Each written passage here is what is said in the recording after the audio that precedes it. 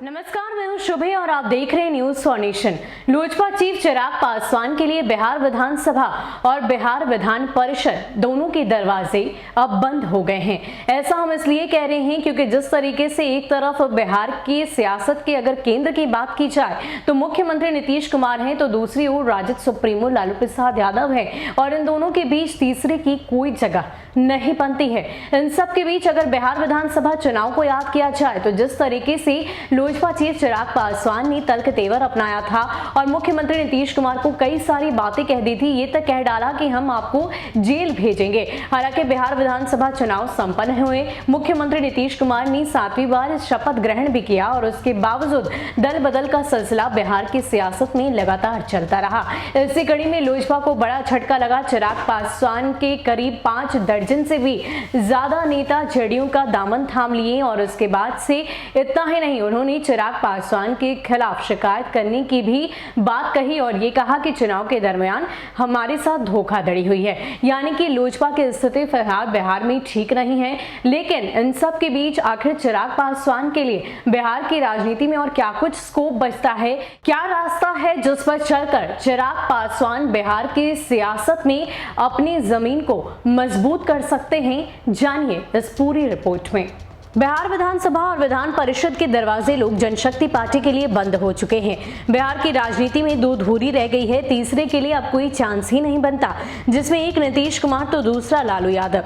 लालू यादव विपक्ष में तो नीतीश कुमार सत्ता में। नीतीश कुमार पिछले 15 साल से बिहार की सत्ता पर काबिज हैं। भारतीय जनता पार्टी के साथ भी सत्ता में रहे और राष्ट्रीय जनता दल कांग्रेस के साथ भी। मतलब बिहार की सत्ता में केंद्र नीतीश कुमार बने हुए हैं। स्वर्गीय रामविलास पासवान की लोक जनशक्ति पार्टी की कमान आजकल उनके बेटे चिराग पासवान के हाथों में है। चिराग पासवान का ना तो नीतीश कुमार सूट करते हैं और ना ही नीतीश को चिराग। बिहार विधानसभा चुनाव में चिराग पासवान की वजह से जदयू को करीब 25 से 30 सीटों का नुकसान हुआ। नीतीश कुमार इस चीज को भूले नहीं हैं। वो एलजेपी को बिहार की राजनीति से पूरी तरह आउट करने पर तुले हुए हैं। एलजेपी के इकलौते विधायक राजकुमार सिंह को अपनी पाले में कर चुके हैं और एलजेपी की इकलौती एमएलसी नूतन सिंह ने बीजेपी का दामन थाम लिया है। नूतन सिंह ने पति नीरज सिंह हाल ही में बीजेपी कोटे से नीतीश कैबिनेट में मंत्री बने। मतलब बिहार विधानसभा और विधान परिषद में एलजेपी का खाता अब बंद हो चुका है। राज्यसभा में कोई प्रतिनिधित्व नहीं है। लोकसभा में एलजेपी के 6 सांसद हैं, जिसमें पासवान परिवार से 3 हैं, तो एक खुद जमुई से चिराग पासवान, दूसरा समस्तीपुर से उनके चचेरे भाई प्रिंस राज और तीसरा हाजीपुर से उनके चाचा पशुपति कुमार पारस हैं। बाकी 3 सांसदों में वैशाली से वीणा देवी है, जो मुजफ्फरपुर से जदयू विधायक दिनेश प्रसाद सिंह की पत्नी है। नवादा से सांसद चंदन सिंह बाहुबली सूरजभान सिंह के भाई है। हाल ही में उन्होंने नीतीश कुमार से मुलाकात की। खगड़िया से एलजेपी सांसद महबूब अली कैसर, जो कभी बिहार कांग्रेस के अध्यक्ष हुआ करते थे, 2014 में पार्टी छोड़ते वक्त उन्होंने कहा कि उनको लगता है कि वो कांग्रेस की टिकट पर चुनाव नहीं जीत सकते, इसलिए एलजेपी में शामिल हो रहे हैं। मतलब कि जीत जहां पक्की वहां महबूब अली कैसर जा सकते हैं। 2009 लोकसभा चुनाव में रामविलास पासवान ने लालू यादव के साथ समझौता कर चुनाव लड़ा था। तब उनकी अपनी परंपरागत सीट हाजीपुर से भी हार का मुंह देखना पड़ा था। 2010 बिहार विधानसभा चुनाव में रामविलास पासवान की पार्टी से 3 विधायक जीत पाए। 2 चुनाव हार चुके रामविलास पासवान हवा का रुख भांप चुके थे। उनको लग गया कि चुनावी गणना गणित के हिसाब से सही जगह नहीं है। 2014 लोकसभा चुनाव में उन्होंने भारतीय जनता पार्टी से समझौता किया। नरेंद्र मोदी की लहर में एलजेपी के 6 उम्मीदवार सांसद बन गए। 2015 बिहार विधानसभा चुनाव में नीतीश कुमार ने बीजेपी से अलग होकर आरजेडी के साथ चुनाव लड़ा।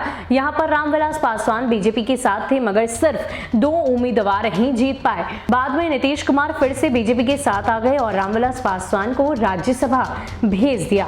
रिजल्ट आया तो चुनावी राजनीति में चिराग पासवान मात खा चुके थे। उनकी पहचान वोट कटवा के तौर पर बन चुके थे, जो चुनाव जीतने के लिए नहीं बल्कि चुनाव हरवाने के लिए मैदान में उतरे थे। जदयू को 25-30 सीटों का नुकसान उठाना पड़ा। पार्टी बैठक में जदयू के हारे हुए उम्मीदवारों ने नीतीश कुमार से कहा कि वो एलजेपी की वजह से चुनाव हारे हैं। नीतीश कुमार कुमार इसे अब तक भुला नहीं पाए। माना जा रहा है कि चिराग की केंद्रीय कैबिनेट में एंट्री पर नीतीश कुमार ने ही वोटो लगा दिया।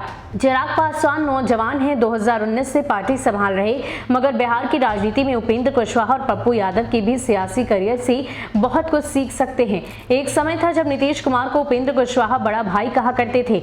एक समय वो आया जब उपेंद्र कुशवाहा के सामान को घर खाली कराते वक्त रोड पर फेंक दिया गया, तब नीतीश कुमार बीजेपी से अलग हो चुके थे। कुशवाहा भारतीय जनता पार्टी से समझौता कर लिए थे, फिर उनकी नाव चल निकली। केंद्र में मंत्री भी बन गए, मगर फिर नीतीश कुमार ने बीजेपी से समझौता किया। अब उपेंद्र कुशवाहा एनडीए में अनकंफर्टेबल हो गए हैं। उन्होंने 2019 लोकसभा चुनाव आरजेडी के साथ मिलकर लड़ा, कामयाबी नहीं मिली। 2020 बिहार विधानसभा चुनाव में उन्होंने अलग राह पकड़ ली, कोई कामयाबी नहीं मिली। जन अधिकार पार्टी के सुप्रीमो पप्पू यादव अक्सर मीडिया में छाए रहते हैं, उनके कामों की चर्चा होती है। पप्पू यादव कई बार सांसद रहे, उनकी पत्नी रंजीत रंजन भी सांसद रही, मगर बदले चुनावी राजनीति में फिट नहीं हो पा रही।